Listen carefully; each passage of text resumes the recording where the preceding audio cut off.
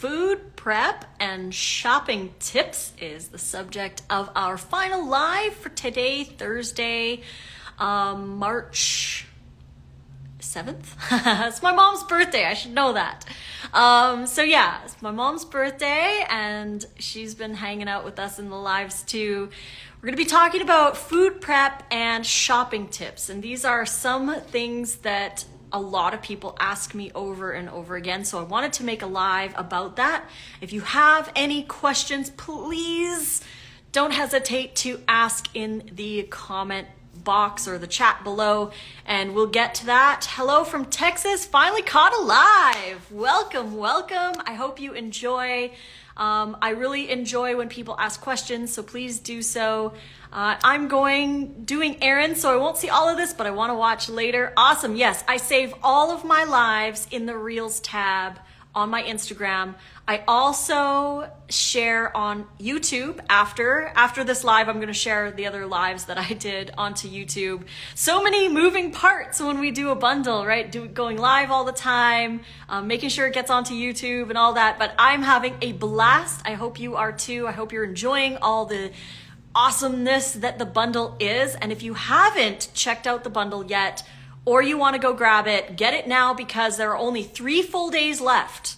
Less than 4 days, 3 full days, Friday, Saturday, and Sunday, and then it's gone. So if you want to get the bundle, please do it now. I will not be offended if you leave the live to go get the bundle and then come back, because a lot of people miss it. They're like, oh, I wish I would have got it. I wanted to and I didn't, or whatever. So just go grab it now. Click the link in my bio or in the description box below. Go get the bundle so you can download all the content. Thank you for doing this. I'm trying to learn and eat healthier. That's awesome. Good for you.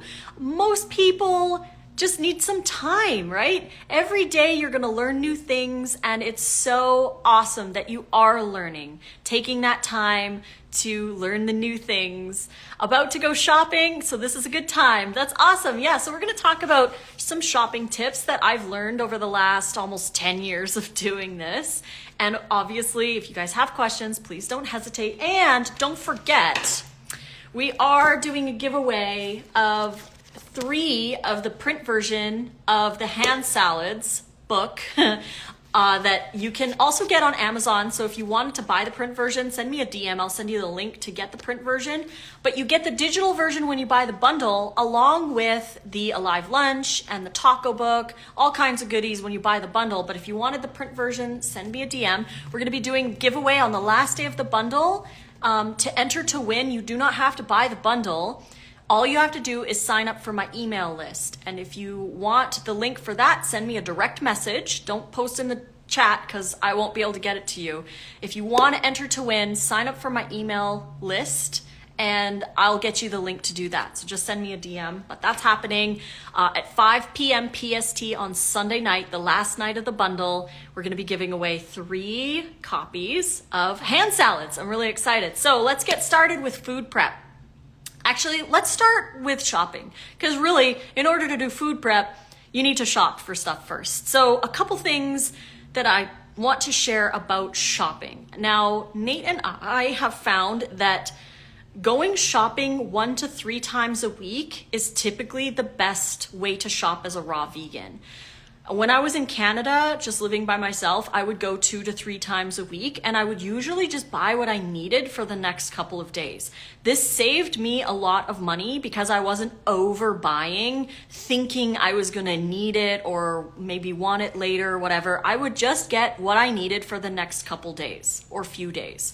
So usually 2 to 3 days, and then I would go back to the store. Now, I know that sounds like it's a lot of shopping, but I find that when you're shopping smaller amounts and you go with a goal, you're like, I just need dates, bananas, some lettuce, green onions, whatever you need.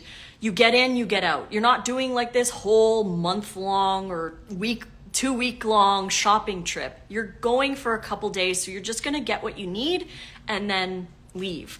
So like I said, I find I save money by doing it that way. And I also save time because I'm not spending, all this time in one day trying to shop for a month.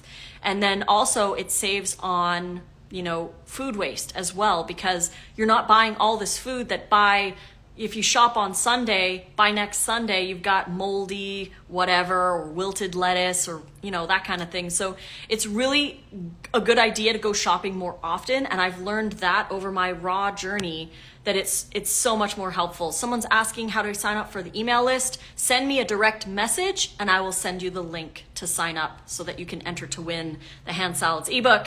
So yeah, I like 2 to 3 days a week to go shopping, just getting what I need.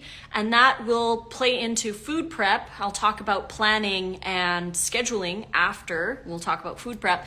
But knowing what you need and learning, that's the second tip, is learning your staples. Learning what you need to have on hand all the time. And this just comes with practice. The more raw food you make, the more you'll learn what your staples are. Now for Nate and I, some of our staples are radicchio and endive. We try to buy those all the time. We get them from Whole Foods or from Smith's, has them sometimes. Lettuces of all kinds. We try to get a wide variety of different greens. Obviously for fruit, dates and bananas, those are some pretty good staples. Oranges, mangoes. Mangoes are a really big staple in our house. Frozen fruit, we do get frozen fruit for our smoothies as well. So those are some staples. Tomatoes and cucumbers, bell peppers, mushrooms, green onions, red onions.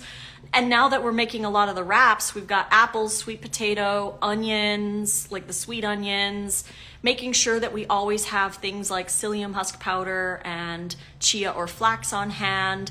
So when you start to incorporate more raw foods into your diet, you're really going to learn what your staples become. So, when you get low on one thing, just put it on your list. So when you go, you make sure that you get more of that and work with where you're at. Don't feel like guilty or regretful or shamed or whatever if you forget certain ingredients, because over time you'll just get better and better and better at it. It's a practice, just like anything.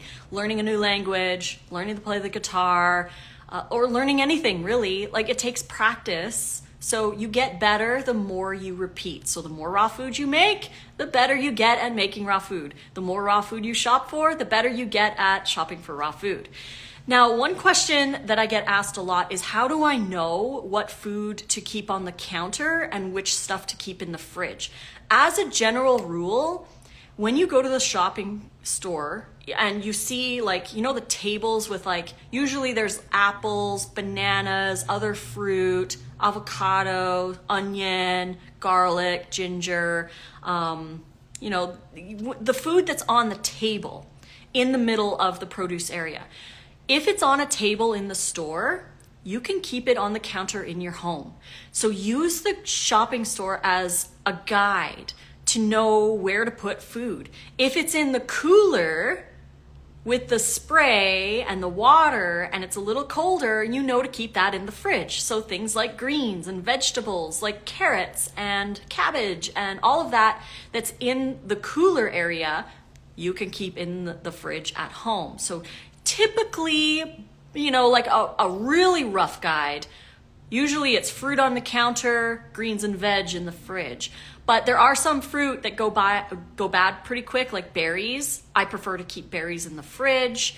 And there's some vegetables, like sometimes cucumbers or bell pepper, can be kept on the counter for a couple days. If you're going to use them right away, you could do that as well if you didn't have enough room in your fridge. But for the most part, greens and vegetables in the fridge, fruit on the counter, except for, those random exceptions. So that's another shopping tip. And another question that I get asked a lot of is, how much does it cost? Is it expensive to eat a raw diet? And my answer to this is it completely depends on the season. It completely depends on where you live. Do you live in a big city or a small town? That's going to affect the price. Are you buying all organic or are you buying conventional food? That is going to affect the price. And also, what store are you buying at? Some stores have inexpensive mangoes, other stores have expensive ones. If you're shopping exclusively at Whole Foods and Sprouts, yeah, it's going to be more expensive to buy raw food than if you're shopping at Winco or Albertsons or whatever. Now, that's totally up to you if you're going to eat more organic or shop at those stores, but just know that it's not super expensive to eat a raw diet. And if you wanted to, compensate, if you didn't want to go all raw, you can still do inexpensive things like beans, rice, and potatoes added into your raw meals to kind of offset the cost, because those are pretty inexpensive options. And obviously, as a raw vegan, I'm not eating out. I'm not buying animal products and packaged foods and all that kind of other stuff. So I'm saving a lot of money. When I first went raw, and it really depends on what diet you're currently eating compared to what you're going to be eating on a raw diet. It's going to be different for everybody. But when I personally went raw, I was eating a lot of takeout, junk, snacky foods like bags of potato chips. I would buy lunch at the gas station sometimes. Like, I really wasn't eating really good. I knew better. I knew better because I was working in natural health. But, when I was in that state, I just didn't eat very well. So I was spending a lot of money on junk food, takeout, energy drinks. I was drinking sometimes 1 to 2 a day with coffees. And I was just spending a lot of money on food in general. When I went raw, I ended up saving $300 to $400 a month because I was no longer buying those things. So the amount of things that I was buying there really compensated, I guess, for the raw food, but I was buying less junk. Obviously no junk, but I was buying less of that stuff and more fruits and vegetables, but it still ended up being $300 to $400 less because I wasn't buying a lot of the extra stuff that I didn't need anymore. So sometimes moving over to a raw diet can be cheaper. It really depends on all of those factors. What season is it? Are you buying food that's out of season? Where do you live? Living in Canada, it was more expensive than living here in the United States. And also seasonally, I remember sometimes a pineapple would be $7 in Canada, or cauliflower would be, I remember one time it was like $11 for one cauliflower. But it really depends on the season. So, buy more seasonal foods. Like when pomegranates are in season, buy more pomegranates. When mangoes are in season, buy more mangoes. And also shop around. So important. Nate and I, when we moved to Las Vegas, we started looking at different places to go shopping. And we ventured out of our normal stores that we normally went to, and we went to see what other stores had. Now, we found that there's a Mexican market chain here called La Bonita. In the summertime, you can get 6 Atalfo mangoes for $1 there. But that's the only store that you can get that sale. They must have connections with some farmer that gets them cheap or whatever. But we get our Atalfos at La Bonita. And we will go out of our way to get mangoes at La Bonita. Sometimes we'll buy 100 mangoes and it's like $20 or something like that. Like, it's incredible the sales that you can find if you go to different stores. And, Asian markets or international markets, they have a lot of different greens. And just shop around because you might be surprised at which stores have less expensive produce. Now, when I was in Edmonton, Canada, I would shop at Superstore mainly, but I would also adventure out into other places like T&T Market. It was kind of like an Asian market. They had a lot of inexpensive different greens. And I would also shop at the Italian Center because the Italian Center had really amazing prices on produce. So I would like to go there to get a lot of different produce as well. So I would shop around, and we tend to go to, 3 or 4, 5 different stores to get certain things that we want, which in the end saves us a lot of money. So it really depends on so many factors. I can't say, a raw vegan diet is going to cost you X amount of dollars for X amount of calories, because there's too many factors that come into play to determine how much it's going to cost you. So shop around. Another tip too is to buy in bulk. Like this is what John does with us when we go to LA with him. Sometimes, we'll find a case of celery, we split with him, or we'll get big boxes of sunchokes so that we can freeze it for later. Sometimes we'll find really great deals on fruit. So we buy in bulk and we're able to have more produce for less money by doing it that way. Going and finding wholesale markets if they exist in your area. you can go find those. I know, for example, Chris Kendall, he found one in Saskatoon when he was in Canada, which was really cool that he was able to find one, and he found one in Sweden as well. So it was really inspiring to watch his stories because he goes to these wholesale markets and he'll get like cases of melons and they're like $1 each or whatever. So he has found ways to find inexpensive produce, but you can also team up with family members or friends and be like, hey, I want to get this case of mangoes. It's going to be less money. Can I split it with you? So those are some options as well. And also shop for the like already ripe stuff. Like sometimes they have racks or whatever with ripe bananas or other ripe fruit or the ugly fruit or whatever, and sometimes it's 30% off or 40% off or way cheaper than it would be to buy it, and it's already ripe, it's ready to go, like you can eat it right away. So sometimes we'll get bananas that are already ripe and they'll be like super inexpensive, so that's an option too, to shop in the ugly section. And then again, like I mentioned, organic versus not organic. So that's totally up to you what you're going to do. But if you're trying to save money, then I would much rather see people get enough calories using some of conventional produce like Nate and I do than to struggle trying so hard to get only organic, right? Like if you can't afford it, then I'd rather see you enjoy more of your food and eat more abundantly than starve trying to eat only organic, or limiting your variety because you're only able to get X amount of things organic. You know, there's so much more variety conventionally. And also remember that it costs a lot of money for a farm to get that organic label. And a lot of little farms that don't have the money or the means to get that label, maybe they don't spray as much anyway, right? And we won't know that. Obviously, you want to contact the farm and see if you really are, want to get into details like that. But for Nate and I, we don't eat all organic. We eat, I would say it really varies. It's usually about 50-50. Like some of the stuff we get that's organic and some of the stuff we get conventional. If it looks good, it's priced good, we're going to get it regardless if it's organic or not. And we don't want to spend 5 times our budget on just organics and limit ourselves from the variety that we could get conventionally. So we like the best of both worlds. So work with what you want, what's important to you, and your finances and your location, because not everybody has access to organic stuff. You can grow your own microgreens, grow your own sprouts. You can buy organic seeds to do that if you want to. It really depends on your situation. Most important is the dirty dozen. Otherwise, conventional's okay. And yes, there are a lot of foods that are totally fine conventional, and you don't have to buy them organic. But yeah, you can use the dirty dozen list to, decide what you want. If you want to buy certain things organic, and the rest can be conventional. It's totally fine. So getting a variety. I'm going to have a little bit of water. Raw. So get variety, try new things. This is really important when you're shopping.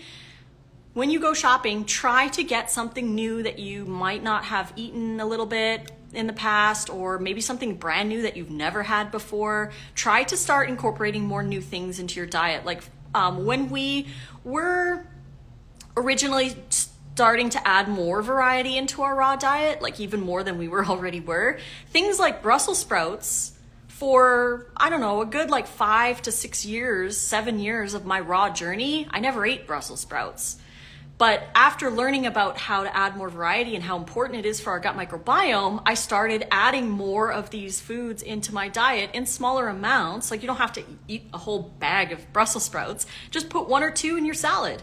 So because you can buy Brussels sprouts bulk, I would just get like 5 or 6 of them, and we would just shave 1 in our salad, just to get that variety into our diet. Someone's asking where the list is for the Dirty Dozen. You can just Google it. It kind of changes sometimes based on the year, but just Google Dirty Dozen Clean 15, and you should be able to find like a plethora of lists. There's a lot out there. So that's how you can find that. But adding more variety is so good. So when you go shopping, pick up a few things that you maybe haven't eaten in a while, or new things that you haven't eaten ever. Try them out, and try things that are seasonal too, because as the season changes, there's new foods that come in to season, and try them out and eat them and add them more into your diet. This is really important to add variety. Also, yeah, so that would be for shopping. Then we move on to food prep. Once you have the food, how do we prep the food? The top 3 things that I want to say about this is, number 1, you want to journal and plan your food.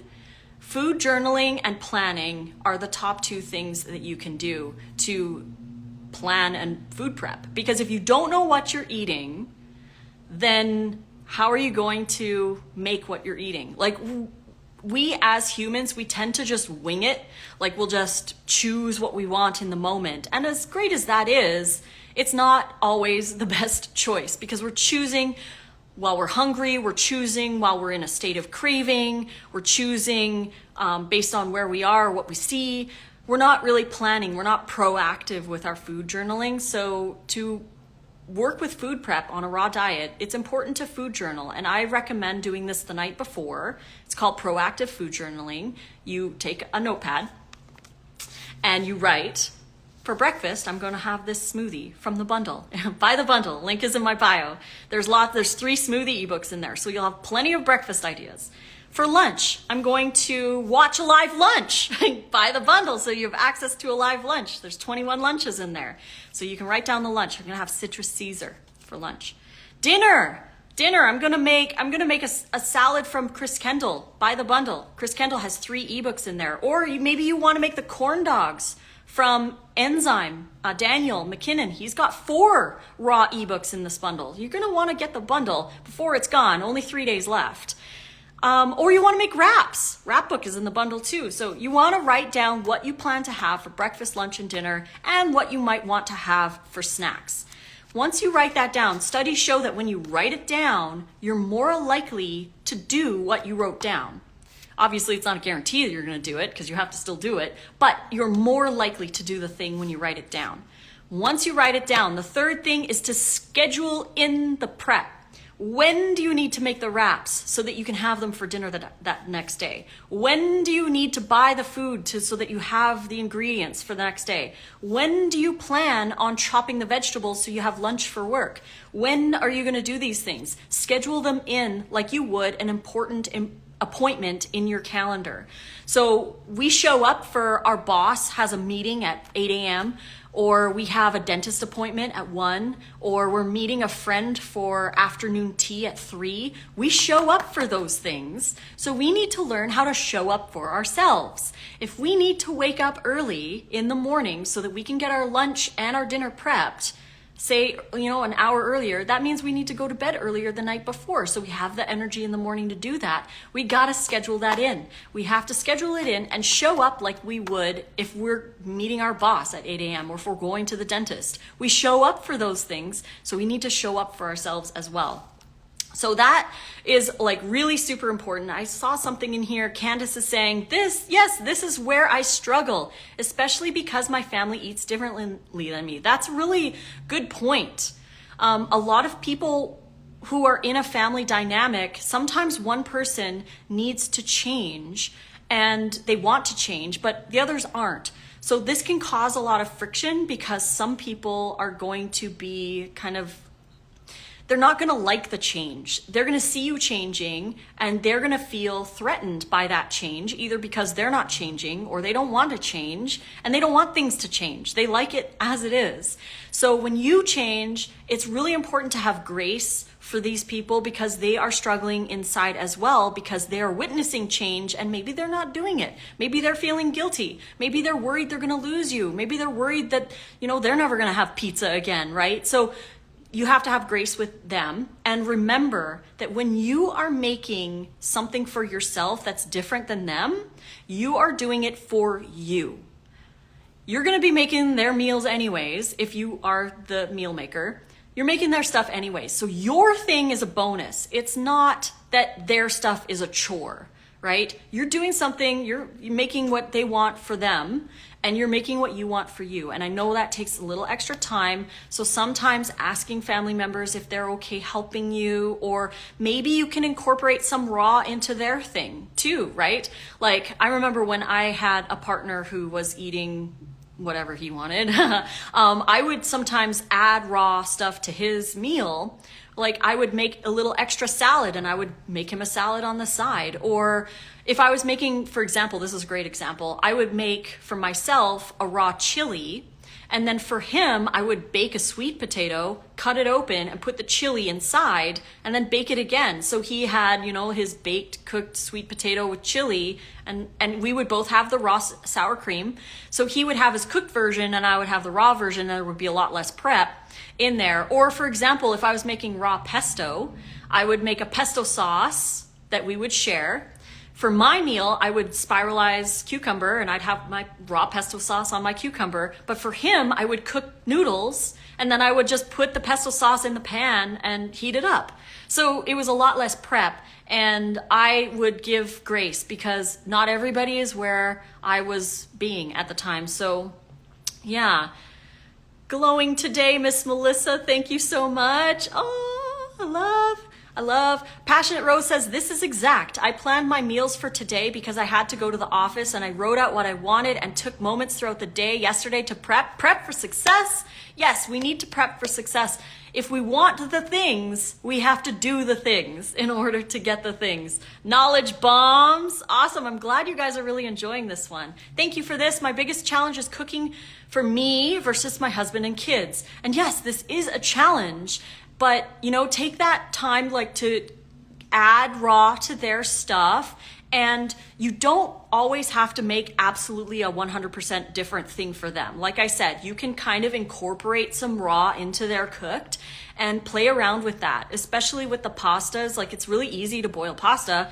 Just make one sauce. You can do that with marinara because the raw marinara sauces are so good. We actually have a delicious raw marinara in the Alive Lunch class. We make spaghetti and meatballs. So you could technically make the meatballs for yourself, dehydrate the meatballs and make the raw marinara, and then just do zoodles for you and noodles for them. And just use the same sauce with the meatballs and just heat it up for them. That way everybody kind of gets to eat similar things and you get to have your raw version if that's what you want. So thank you. I love that you guys are enjoying these. Some other prep tips that I want to share before we sign off here, and you guys can ask any questions, please feel free to. Sprouting. Sprouting is a really, really amazing food prep thing to have sprouts ready to go. And another thing is that you can sprout things and then freeze them. And when you want to have sprouts on your salad, just thaw them out and then add them to your salad, like I've discovered with chickpeas. Chickpeas are so amazing when they're sprouted and then frozen, and then I just take what I need whenever I need some chickpea sprouts. So I'm not thinking like, oh, I gotta like soak them for 2 days and then sprout them for 1 or 2 days and then freeze them overnight. You know, that sounds overwhelming. But if you just do once, like you could get a really big like gallon-sized jar and put like 1 or 2 cups of chickpeas in it and do it once, and then those chickpeas you can put in the freezer and then just take portions of it as you need for your meals. You can do this with lentils as well. Lentils are really great when they've been thawed from frozen. So sprout your lentils and then use them in your salads, or use them in your raw soups or chilies or curries or whatever. Such an awesome thing. So start sprouting. Nate and I like to start sprouts 1 to 2 times a week. So usually like Sunday night or whatever, and then maybe like Wednesday or Thursday, we'll start a new batch of sprouts. So we always have sprouts going. We use fresh ones on our salads, and then we'll use the frozen ones in our raw soups and stews and curries. And like I said, as you do it more and more often, you get more and more into the routine. So the more often you sprout, the easier it is, the more you remember, it becomes part of your routine to rinse and drain and whatever else. So start slow with one thing. Like if you just want to do chickpeas, start with just chickpeas. If you want to start with broccoli sprouts or whatever, just start with broccoli sprouts. Just start somewhere. You don't have to have like 5 different sprouts going and you're rinsing everything every morning. Just start with one. And we're going to be doing a Sprouting 101 live on Saturday morning. I believe it's at noon. So join us here, noon Pacific time. We're going to be doing Sprouting 101. I'm going to show you a couple different kinds of sprouts, the jars that we use and stuff. Are you going to make a reel on sprouting? I do have past reels on sprouting. Maybe I'll share one later today. I will download an old one and repost it. So yeah, but join us Saturday morning at noon, or Saturday afternoon at noon Pacific time, which would be 3 p.m. Eastern. I'm going to be doing a Sprouting 101 live, just showing you kind of like how we do it. It's really easy. It's really easy. I know a lot of people think it's complicated, but it's actually not. So please join for that. We're going to be going over sprouting. So yeah, sprout and freeze. It's a great tip for food prep. Get good tools. Get good tools. A good blender, a good knife, a knife sharpener, good cutting boards, a food processor. Get a dehydrator if you want to make the wraps. Do things like that. Get some good tools that can help you with the food prep.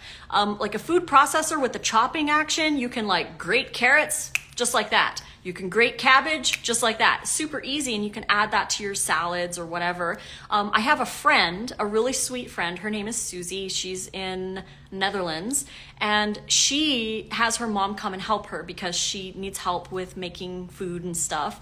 So she will have like, her mom will chop fine like cabbages and carrots and stuff, and then they'll have it vacuum sealed so it stays fresher, because you know, if you take the air out, there's less oxidation and less, you know, it takes longer to go bad.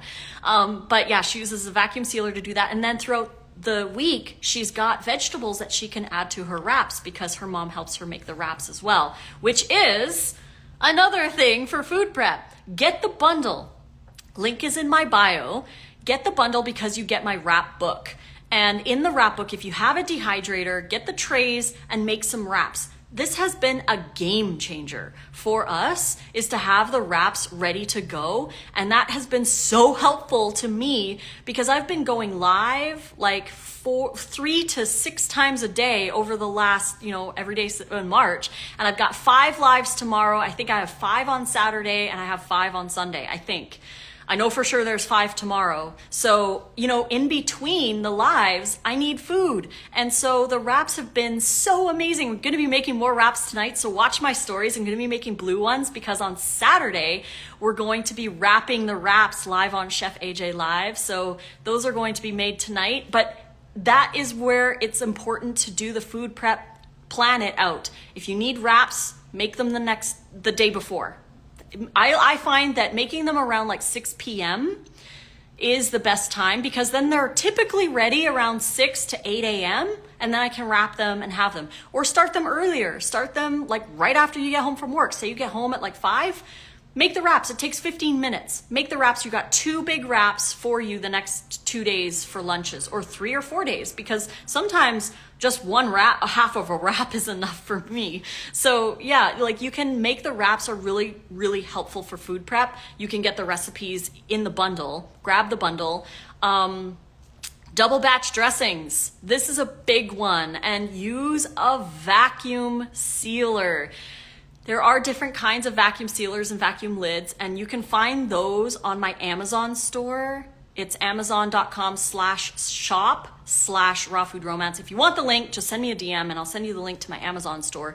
But I have different options for lids and the vacuum sealer. Like we just got a new one. It's kind of like this big black kind of cylinder, and you just put it on top and it seals regular mason jar lids without the metal ring.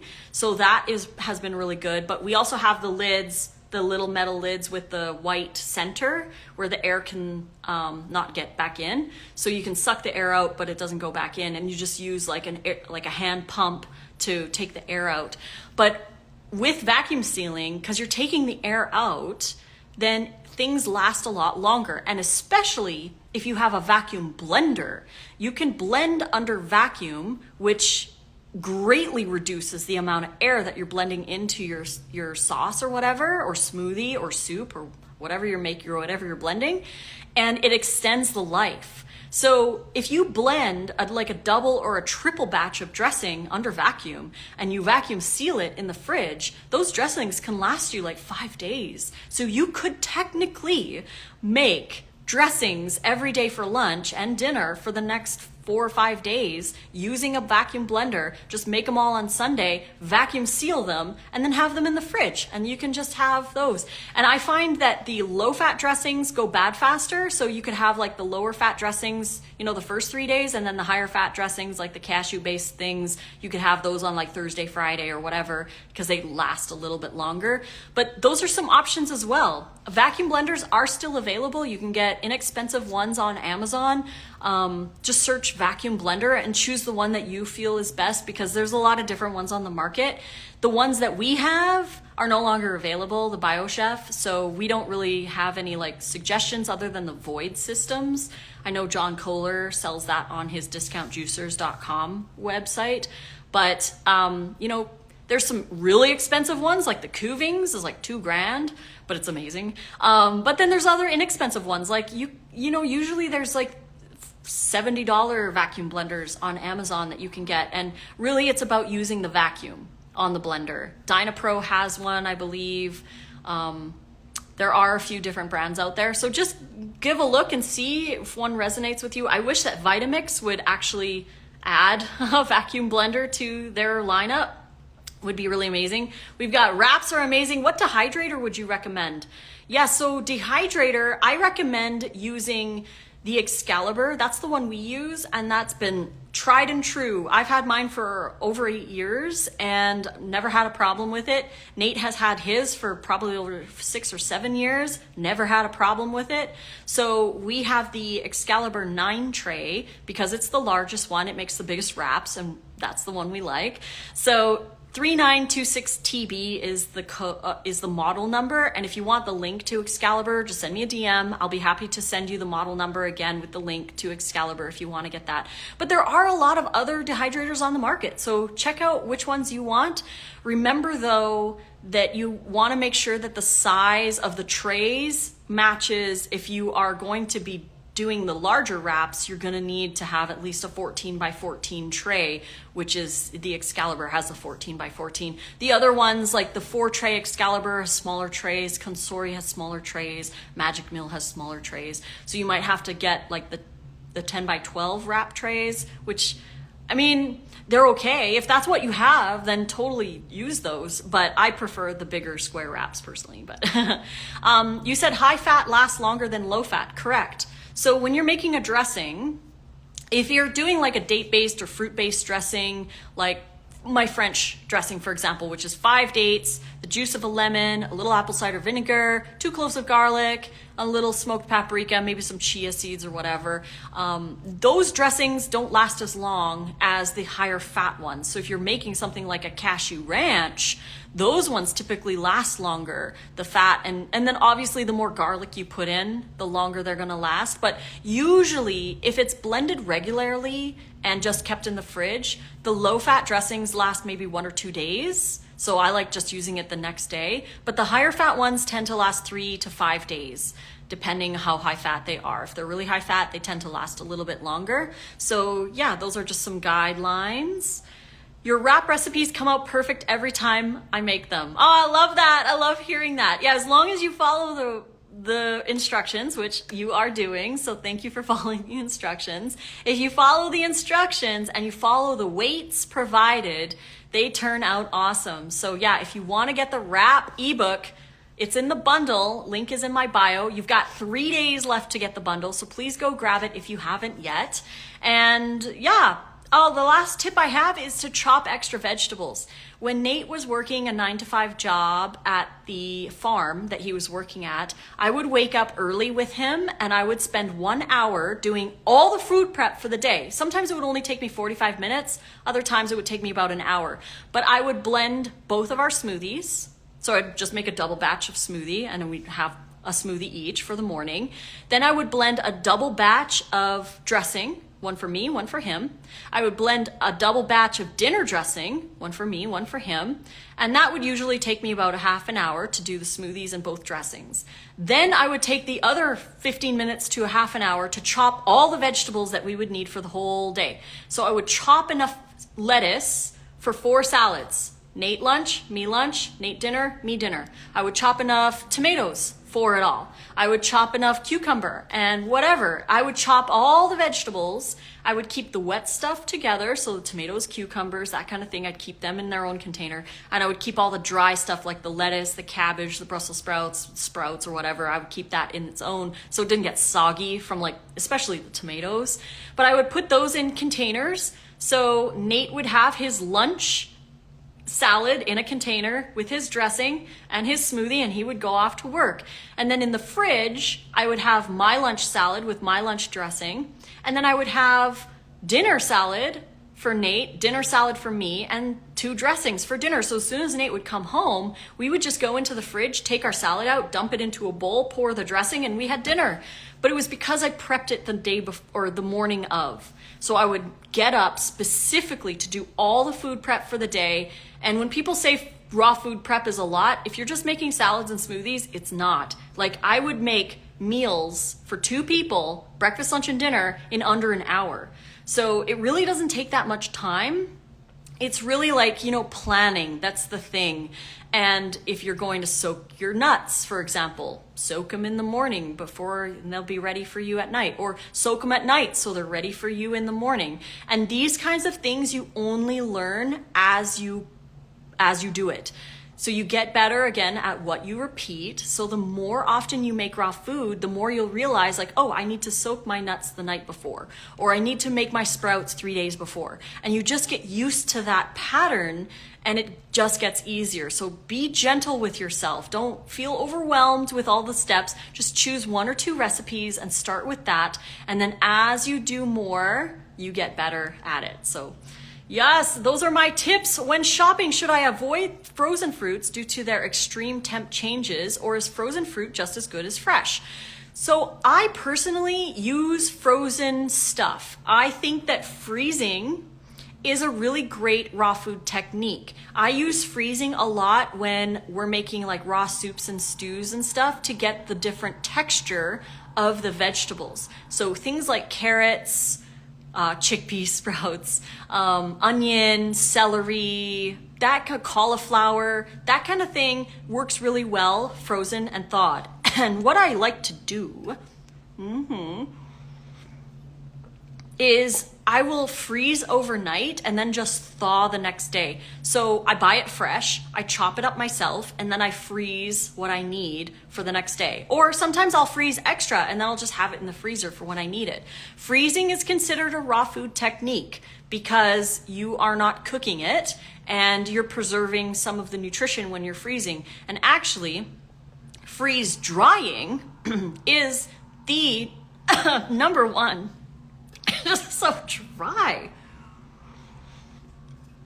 It's dry here and I've been talking all day, so just bear with me here. And then I breathe in really deep because I get excited because I love chatting with you guys. But yeah, so you want to freeze it overnight so that you have it. But what I like to do also is get a lot of it so I can freeze it in advance so I can just take what I need and thaw it in a little bit of warm water or in the dehydrator, in a marinade, and add that to my raw soups or whatever else. So it's a really great technique. Oh, I was talking about freeze drying. So freeze drying preserves up to 97% of the nutrition in what you're freeze drying. So freeze drying is actually the best way to preserve your food because you're freezing it under vacuum and you're drying it under vacuum. So it is actually the best way to preserve your food. And freeze-dried food is really nice because, you can add it to things and add flavor. Like we like to add freeze-dried bell peppers to our sauces. It really enhances the flavor. Plus it enhances nutrition because again, you're saving like 97% of the nutrition when you freeze dry stuff. And I understand a freeze dryer is very expensive, but if you were interested in investing in one of those, it's really helpful to have freeze dried food that you can add to stuff or take with you camping. Like Nate and I are trying to write a book on camping and traveling as a raw vegan, and we're going to talk a little bit about freeze drying in that book as well. So that's coming in May. Hopefully we get enough time to get that done. But yeah, freezing is totally cool. It's definitely an awesome, amazing raw food technique. The only thing that I would say is kind of not questionable, just like something to be aware of. I don't want people to be scared of this, because there are a lot of people who use fear and scare people away from stuff. But frozen food from the grocery store is typically blanched or heated at high heats or pasteurized before freezing. And the reason they do this is to prevent bacteria from growing when people thaw at home. So in order for food safety to be safe, they pasteurize or heat or flash heat, blanch their stuff before they freeze it, just for food safety. So keep that in mind. Most frozen food will say flash pasteurized or blanched or whatever before it's been frozen. So we like to freeze our own food so it doesn't go through that heating process. That's what we do. But you know that I don't want that to deter people from having frozen fruits and vegetables if that's going to help them eat more fruits and vegetables, right? So regardless if you're all raw or whatever, sometimes you can have a little bit of frozen fruit if that helps you to have your big smoothie in the morning, because you can get frozen mango, but you can't get fresh mango. Then I would rather see people eat the frozen mango than, to not get it. Like, I like the variety. So do they flash heating the fruits as well as just the vegetables? Some brands do. So you want to ask the brand. Like, you can email the brand or dig in further in their website and see if they do that. But again, don't let it be a reason why you don't get it. If you want to freeze your own, that's totally cool. But again, if you can't find any mangoes and you want mangoes, get the frozen mangoes. It's not the end of the world. Remember, we're not here to be all or nothing, black and white, living in a box. We're here to empower each other to eat more food, regardless if it's fresh or frozen or dehydrated or blended or what have you. So just more plants. That's the goal, more plants. So thank you everybody for joining. If we have any other questions, please post in the chat below. Don't forget to message me, say win wraps, and I will send you the link to sign up to my email list. That's how you enter to win one of 3 print versions of my wrap book. And we'll be doing the giveaway Sunday night, March 10th at 5 p.m. Pacific time. The last day of the bundle. So if you want to enter to win, send me a DM with win wraps and I'll send you a link so that you can enter to win. You just have to join my email list. That's all you need to do to enter to win. You don't have to buy the bundle. But if you want to buy the bundle, you got 3 full days left. Friday, Saturday, and Sunday, and then it's gone. So if you've been thinking about it, or if you want to go check it out, the link is in my bio or in the description box below on YouTube. Go check out the bundle and see all the amazing stuff that you're getting. We put our Alive lunch in this bundle. This course will sell after the bundle for $330, but you get it in the bundle for $49. All you pay is $49, and you get 150 downloads, including a live lunch. So it's 35 hours of Nate and I doing food prep live on video. It's pre-recorded, but we were live and we answered people's questions, and we made 21 lunches plus bonus recipes on camera. So if you want to watch us in real time make some of our favorite recipes and some new recipes, we've got 3 new wraps in a live lunch. So all of that is available to you when you buy the bundle for $49. The link is in my bio or in the description box below. So please go check it out. And yeah, thank you again for joining. We will be back tomorrow for 5 lives. We're going to be doing 2 food demos. Going to be doing a food demo. Happy birthday to my mama. Oh, that was cool.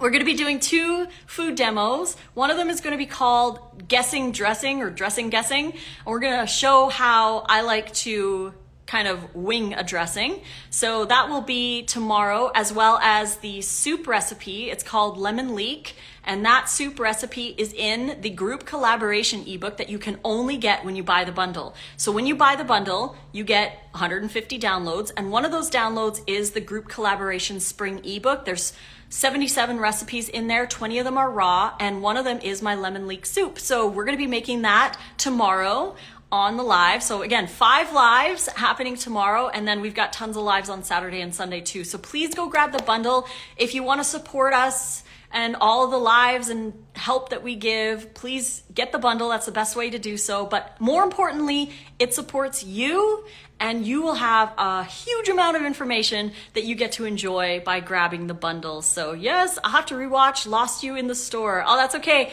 Again, I'm gonna be sharing this to YouTube, and it will be on my Reels tab in my Instagram. So thank you everyone for joining. This was a really fun one. Mwah. Hope you enjoy some raw food tonight for dinner, or if it's morning for you, hope you enjoy a nice big smoothie. So until the next one, we'll see you tomorrow.